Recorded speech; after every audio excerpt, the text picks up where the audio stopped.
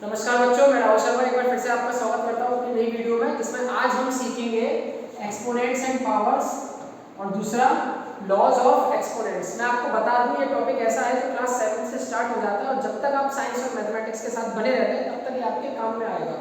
तो आज का जो वीडियो है उसका बेसिक्स है एक्सपोनेंट्स एंड पावर्स का और लॉज ऑफ एक्सपोनेंट्स का, तो 7 से लेकर ऊपर तक की क्लास के सभी बच्चे देख सकते हैं। तो आइए स्टार्ट करते हैं हम आज का वीडियो अपने टॉपिक के साथ, जिसमें पहला टॉपिक था exponents and powers. Exponents and powers, मैंने कई सारे बच्चों को देखा है वो इस टॉपिक को, इस चैप्टर को पढ़ भी लेते हैं क्लास 7 में भी, क्लास 8 में भी, लेकिन उन्हें मीनिंग नहीं पता होता है कि एक्सपोनेंट्स और पावर्स में अंतर क्या है। तो मैं ज़्यादा डिटेल में नहीं जाऊँगा क्योंकि आज की वीडियो का जो मेरा प्राइम मोटिव है वो आपको ये सिखाना कि लॉज ऑफ एक्सपोनेंट्स क्या क्या है। ठीक है, तो इसको मैं बहुत डिटेल में और शॉर्ट में समझाऊंगा। स्टार्ट करते हैं। तो सबसे पहले मैंने एग्जांपल लिया है, मान लीजिए मैंने यहाँ लिखा हुआ है इस तरह से एक नंबर m raise to power n, m raise to power n। इसको मैं रीड कैसे करूँगा बेटा? इसको रीड करने का तरीका होगा m raised to power n। ठीक है, इसको रीड करने का तरीका क्या होगा? m raised to power n। इसकी वैल्यू क्या होगी? m raise to power n की वैल्यू होती है m multiply by m multiply by m multiply by m dot dot dot, और ये मल्टीप्लिकेशन n टाइम्स तक चलता रहेगा। ये मल्टीप्लिकेशन n टाइम्स तक चलता रहेगा। तो ये तो बेसिक कंसेप्ट है। ठीक है, इस बेसिक कंसेप्ट में मैं आपको एक चीज और बताना चाहता हूँ, वो क्या? ये जो m raise to power n लिखा हुआ है, इसमें टॉप पर जो नंबर लिखा है उसको हम पढ़ते हैं एक्सपोनेंट। क्या पढ़ते हैं बेटा?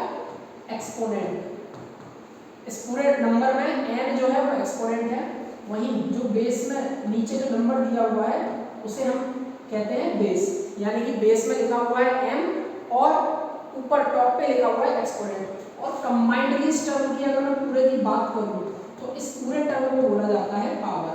तो ये डिफरेंस है बेटा एक्सपोनेंट और पावर में, कि जो नंबर टॉप पर लिखा हुआ है वो एक्सपोनेंट है और जो पूरा बेस और एक्सपोनेंट के साथ कंबाइंड नंबर दिया हुआ है उसे कहते हैं पावर। तो ये तो बेसिक थ्योरी है, लेकिन बेसिक थ्योरी ऐसे इजीली समझ में नहीं आएगी। हम इसको स्टार्ट करेंगे एग्जांपल के साथ, तभी आप अच्छे से समझ पाएंगे। ठीक है, यही चीज जो मैंने अभी ऊपर लिखी हुई है उसको एग्जांपल से समझाऊंगा आपको। देखिए जरा कैसे। मान लीजिए मैंने एग्जांपल में लिया, क्या लिया? 2 रेज़्ड टू पावर 3। इसको पढ़ेंगे क्या? 2 रेज़्ड टू पावर 3। इसको हम पढ़ेंगे 2 रेज़्ड टू पावर 3, है ना। अब इसमें अगर मैं बात करूं, ये 3 जो है वो क्या हो जाएगा बेटा? 3 हो जाएगा आपका एक्सपोनेंट, 3 हो जाएगा आपका एक्सपोनेंट, और वहीं 2 क्या हो जाएगा बेटा? 2 हो जाएगा आपका बेस, 2 हो जाएगा बेस। और ये 2 रेज़्ड टू पावर 3 है ना, इस पूरे टर्म को बोलेंगे पावर। इस पूरे टर्म को क्या बोलेंगे? Power term. ठीक है, अब 2 रेज़्ड टू पावर 3 के बारे में आगे बढ़ते हैं। 2 रेज़्ड टू पावर 3 की वैल्यू क्या होती है?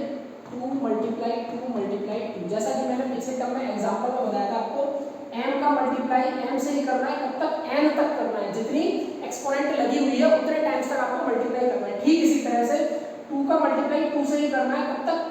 3 टाइम्स तक करना है। कितने टाइम्स तक करना है? 3 टाइम्स तक करना है। तो आगे ये जो वैल्यू निकल कर आएगी 2 × 2 × 2 8। ये पूरा जो मल्टीप्लिकेशन होता है ना, इसे भी पावर बोला जाता है। या तो आप इतनी वैल्यू पर रोक दें, इसको भी पावर कहेंगे, इस वैल्यू पर रोक दें, इसको भी पावर कहेंगे, और इसका लास्ट सॉल्यूशन निकल कर आता है पूरा कंबाइंड, इस वैल्यू को भी पावर कहते हैं। तो मैं आपको बता दूं, किसी नंबर में टॉप पर जो लिखा होता है उसे एग्जैक्टली तो एक्सपोनेंट कहा जाता है, लेकिन हम अपनी प्रैक्टिस में पावर चलते हैं, पावर कहते हैं, पावर बोलते हैं। इवन मैं भी जब बच्चों को पढ़ाता हूँ, समझाता हूँ, तो इसको पावर वर्ड से ही सिंबलाइज करता हूँ, लेकिन एक्चुअली वो टॉप में लिखा हुआ नंबर होता है आपका एक्सपोनेंट, और पूरा बेस और एक्सपोनेंट का जो कॉम्बिनेशन है वो होता है आपका पावर। या यूं कहें बेस और एक्सपोनेंट का कॉम्बिनेशन, उसका मल्टीप्लिकेशन और लास्ट में जो वैल्यू है वो पूरी वैल्यू भी एक्सपोनेंट कही जाती है। ठीक है, एक और एग्जांपल आपके सामने लेके आता हूं मैं, तब और अच्छे से समझ में आएगा। यहां मैंने लिखा 3 raised to power 5, 3 raised to power 5। Okay, अब इसका मीनिंग क्या होगा? यहाँ देखिए थोड़ा समझें। इधर जो 3 है वो क्या है? आपका बेस, और 5 जो है वो आपका क्या है बेटा, एक्सपोनेंट। 5 क्या है, एक्सपोनेंट। आगे बढ़ते हैं, 3 रेज़ टू पावर 5 की वैल्यू क्या होगी बेटा, ये होगा आपका 3 मल्टीप्लाई 3 मल्टीप्लाई 3 मल्टीप्लाई 3 मल्टीप्लाई 3। कितने टाइम्स करेंगे 3 को मल्टीप्लिकेशन, 3 से ही 5 टाइम्स, क्योंकि पावर यहाँ पर सॉरी एक्सपोनेंट यहाँ पर क्या लिखा हुआ है, 5 लिखा हुआ है। तो 1 2 3 4 5 टाइम्स मैंने 3 को ही आपस में क्या कर दिया, मल्टीप्लाई कर दिया। और वैल्यू क्या आई 243। 3 का मल्टीप्लाई किया मैंने, 3 9 27 81 और 243। तो अगर देखा जाए तो ये पूरा टर्म भी पावर कहा जाता है बेटा, और ये पूरा नंबर भी पावर का ही कहा जाता है, ठीक है। लेकिन फिर भी जब हम क्वेश्चंस की प्रैक्टिस करते हैं ना, तो जो टॉप पर लिखा हुआ है, यानी कि इधर 5 जो टॉप पर लिखा हुआ है, इसको पावर की तरह ही रीड किया जाता है, तो किसी से बहस नहीं करनी है, ठीक है। केवल आपको अपनी अंडरस्टैंडिंग बनाए रखनी है कि एक्चुअली एक्सपोनेंट है, लेकिन रनिंग में जो प्रैक्टिस है आपकी, उस प्रैक्टिस को बनाए रखना है, ठीक है। ये तो रहा एक टॉपिक जो खत्म हो गया। इसके बाद हम स्टार्ट करते हैं लॉज ऑफ एक्सपोनेंट्स, जो आज का प्राइम मोटिव है मेरा आपको सिखाने का, क्योंकि लॉज ऑफ एक्सपोनेंट्स जो है वो आप जब तक साइंस और मैथ्स के साथ हैं तब तक आपके काम में आने वाला है, ठीक है। स्टार्ट करते हैं लॉज ऑफ एक्सपोनेंट्स से। लॉज ऑफ एक्सपोनेंट्स, मैं सारे लॉज आपको एग्जांपल के साथ समझाऊंगा ताकि आप अच्छे से और आसानी से समझ लें, ठीक है। सारे लॉज मैं आपको एग्जांपल से समझाऊंगा ताकि आप इजीली समझ लें, ठीक है।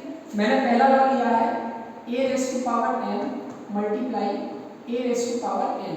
यहाँ पर आप देख सकते हैं बेस में सेम टर्म है, बेस में सेम नंबर है, जबकि एक्सपोनेंट में नंबर चेंज हो रहा है। बेस में क्या है, दोनों तरफ a है, और जबकि एक्सपोनेंट में नंबर चेंज हो रहा है, और वो नंबर क्या है बेटा आपका, नंबर क्या है आपका m और n, नंबर है आपका m और n। तो जब भी ऐसी कंडीशन बने कि दो पावर नंबर का मल्टीप्लाई हो रहा हो जिसमें बेस सेम है और एक्सपोनेंट चेंज हो जाए, तो आप क्या कर देते हैं, बेस को एक ही बार लिखते हैं और एक्सपोनेंट का कर देते हैं एडिशन। अब यही चीज हम एग्जांपल से समझ लेते हैं। मान लीजिए लिखा है 2 raise to power 3 multiply 2 raise to power 4, तो इसकी वैल्यू बनेगी 2 raise to power 3 plus 4 equal to 2 raise to power 7, ठीक है। बेस सेम प्रोडक्ट हो रहा हो, जब बेस सेम और प्रोडक्ट हो रहा हो तो आप क्या कर देते हैं, पावर ऐड कर देते हैं, ठीक है। रनिंग में इसको रीड भी किया जाता है same base power add, same base power add, लेकिन कब, जब आपका मल्टीप्लिकेशन हो रहा हो। दूसरा एक्सपोनेंट का लॉ जो आपका बनता है वो क्या है, a raise to power m divided by a raise to power n, ठीक है। इसको ऐसे भी लिखा जा सकता है a raise to power m upon a raise to power n। Division का मतलब क्या है कि नंबर को रेसिप्रोकल में या सॉरी डिनोमिनेटर में लेके आएगा। तो जैसे मल्टीप्लिकेशन में बेस सेम होने पर एक्सपोनेंट को ऐड कर रहे थे, ठीक उसी तरह से डिवीजन में बेस सेम होने पर हम एक्सपोनेंट को क्या कर देते हैं, सब्ट्रैक्ट कर देते हैं, एक्सपोनेंट को सब्ट्रैक्ट कर देते हैं। एग्जांपल से समझना जरा, 3 raise to power 5 divided by 3 raise to power 2, और इसे ऐसे भी लिखा जा सकता है 3 raise to power 5 upon 3 raise to power 2 equal to 3 raise to power 5 minus 2 equal to 3 raise to power 3, यानी कि डिवीजन के केस में पावर हो गई आपकी सब्ट्रैक्ट। आगे बढ़ते हैं, अभी अगला जो है एक्सपोनेंट का लॉ आपका क्या बनता है कि मान लीजिए किसी टर्म पर, किसी नंबर पर कोई पावर है m, किसी नंबर पर कोई पावर है m, ठीक है। अभी ये नंबर ऊपर है, मान लीजिए इस पावर को मुझे माइनस में करना है, इस पावर को मुझे किसमें करना है, माइनस में करना है, तो ये नंबर का रेसिप्रोकल हो जाएगा और पावर हो जाएगी आपकी माइनस में, यानी कि a अपॉन m को मैं लिख सकता हूँ 1 upon a raise to power minus m, a raise to power m को मैं लिख सकता हूँ 1 upon a raise to power minus m, ठीक है। ठीक इसी तरह से इसका एग्जांपल ले लेते हैं साथ में ही, 2 raise to power 3 equal to 1 upon 2 raise to power minus 3। ठीक इसी तरह से इसी का एक अपोजिट लॉ ले लेते हैं। मान लीजिए ये लिखा हुआ है 1 upon a raise to power n, 1 upon a raise to power n। यहाँ डिनोमिनेटर में पावर जो दी हुई है, डिनोमिनेटर में जो एक्सपोनेंट दिया हुआ है वो पॉजिटिव है, ठीक है, लेकिन हम उस डिनोमिनेटर के एक्सपोनेंट को इस नंबर को हमें ऊपर ले जाना है, तो क्या हो जाएगा, सिंबल चेंज हो जाएगा, सिंबल आपका चेंज हो जाएगा, यानी A raise to power minus n। Example से समझ जरा, 1 upon 2 raise to power 3 equal to 2 raise to power minus 3। कहने का मतलब ये है, जब भी हम एक्सपोनेंट को ऊपर नीचे ले जाते हैं तो सिंबल हो जाता है चेंज। यहाँ देखें जरा, यहाँ सिंबल ऊपर था, एक्सपोनेंट ऊपर 3 है, जब नीचे गया तो माइनस का हो गया, ठीक है। और यहाँ देखें, इसको ऐसे भी समझ सकते हैं, यहाँ एक्सपोनेंट में सिंबल जो है माइनस में है, जब ये ऊपर गया तो प्लस का हो गया, ठीक इसी तरह से इधर आते हैं, यहाँ पूरे नंबर में एक्सपोनेंट का जो सिंबल है प्लस में है, जब ये ऊपर गया तो माइनस का हो गया। इसको ऐसे ही कह सकते हैं, ऊपर एक्सपोनेंट माइनस में, जब ये नीचे आया तो प्लस में हो गया, ठीक है। आगे बढ़ते हैं।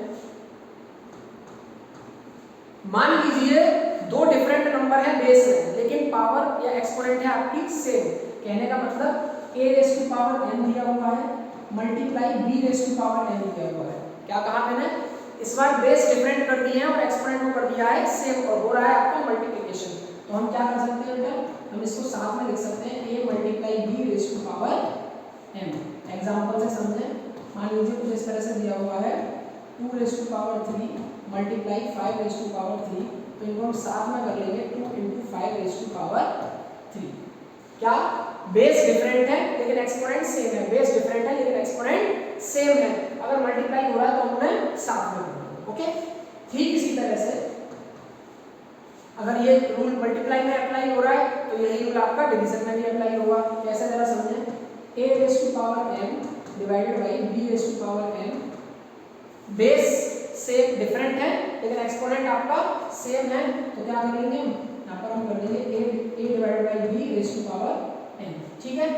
एग्जांपल समझे जरा, एग्जांपल समझे, 8 raise to power 3 divided by 4 raise to power 3 equal to 8 divided by 4 raise to power 3। इसी लॉ को हम ऐसे भी लिख सकते हैं, मान लीजिए a raise to power m divided by b raise to power m है, तो a upon b whole raise to power m। इसका एग्जांपल समझें, 8 raise to power m divided by 4 raise to power m equal to 8 upon 4 whole raise to power m ले लिया है, power को हम 3 ले लेते हैं, पावर को हम 3 ले लेते हैं। किसी नंबर से अगर समझेंगे तो इजीली और अच्छे से समझ में आ जाएगा। 8 रेस टू पावर 3 और 4 रेस टू पावर 3, दोनों पावर को मैंने चेंज कर दिया था, m की जगह लिखा मैंने यहाँ पर 3, ठीक है। तो 8 upon 4 whole raise to power आ गया आपका 3। ये बेसिक एक्सपोनेंट के लॉज हैं, इसके अलावा और भी लॉज हैं, आगे बढ़ते चलते हैं। मान लीजिए जिस तरह से हमने प्रोडक्ट और डिवीजन में साथ ले लिया, बेस डिफरेंट है बट एक्सपोनेंट सेम है, और प्रोडक्ट और डिवीजन हमने साथ में ले लिया। मान लीजिए कुछ इस तरह से लिखा हुआ है, a raise to power m plus b raise to power m, तो ये कभी भी a plus b whole raise to power m के बराबर नहीं होगा, ठीक है। यानी कि मैंने क्या कहा, बेस डिफरेंट है, पावर एक्सपोनेंट आपकी सेम है, बेस डिफरेंट है, एक्सपोनेंट सेम है, और बीच में सिंबल है प्लस, तो हम सोचें कि दोनों को प्लस करके पूरे पर एक्सपोनेंट सेम कर दें, ये कभी भी पॉसिबल नहीं होगा, ये कभी भी पॉसिबल नहीं होगा, ठीक है।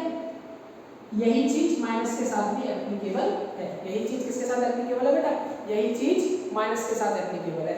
केवल एक ही शर्त पर पॉसिबल होगा, जब m की वैल्यू 1 होगी, जब m की वैल्यू 1 होगी, बाकी m की किसी और वैल्यू पर ये पॉसिबल नहीं होगा, बाकी m की किसी और वैल्यू पर ये पॉसिबल नहीं होगा, ठीक है। तो यहाँ साथ में लिख देते हैं, m जो है इस कंडीशन में 1 नहीं होना चाहिए। कहने का मतलब कोई नंबर है उस पर पावर दी हुई है, वही दूसरा नंबर है उस पर भी सेम पावर दी हुई है, दोनों को अलग अलग प्लस कर रहे हैं और दोनों को साथ प्लस करके पावर लगा रहे हैं, ये बात इक्वल कभी भी नहीं होगी, ठीक है। इसके अलावा और भी कुछ लॉज हैं, एक लॉ और आता है आपका, वो देखेंगे, लास्ट है 7th लॉ, ठीक है। किसी भी नंबर पे एक्सपोनेंट अगर 0 होता है, किसी भी नंबर पर एक्सपोनेंट अगर 0 होता है तो उसकी वैल्यू हमेशा 1 आती है। मैंने क्या कहा, किसी भी नंबर पर, मान लीजिए कोई n है, उसका एक्सपोनेंट है 0, तो उसकी वैल्यू हमेशा 1 आती है। लेकिन एक चीज़ का ध्यान रखें, ये वैल्यू 0 नहीं होनी चाहिए। n जो है उसकी वैल्यू 0 नहीं होनी चाहिए, क्योंकि 0 की पावर 0 या 0 का एक्सपोनेंट 0, इसका मीनिंग जो भी बनता है वो 11th और 12th क्लास के कंसेप्ट में क्लियर मिलेंगे आपको। लेकिन अभी आपके लॉज ऑफ एक्सपोनेंट्स को अगर हम समझें तो उसके रिगार्डिंग इसका कोई मीनिंग बनता नहीं है 0 रेज़ टू पावर 0। इसीलिए किसी भी नंबर की पावर अगर 0 आ रही है, किसी भी नंबर के लिए एक्सपोनेंट अगर 0 आ रहा है तो उसकी वैल्यू क्या बनती है 1। तो इस तरह से बेसिक ये 7 लॉज हैं एक्सपोनेंट्स के जो आपको अच्छे से आने चाहिए अगर आपको मैथ्स के साथ और साइंस के साथ टिके रहना है। ठीक है, तो मैं चाहूँगा इन लॉज को आप अच्छे से प्रैक्टिस करें, समझें और इन्हीं पर बेस्ड जो क्वेश्चन आंसर्स हैं उनकी भी प्रैक्टिस करें। तो आज की वीडियो में इतना ही।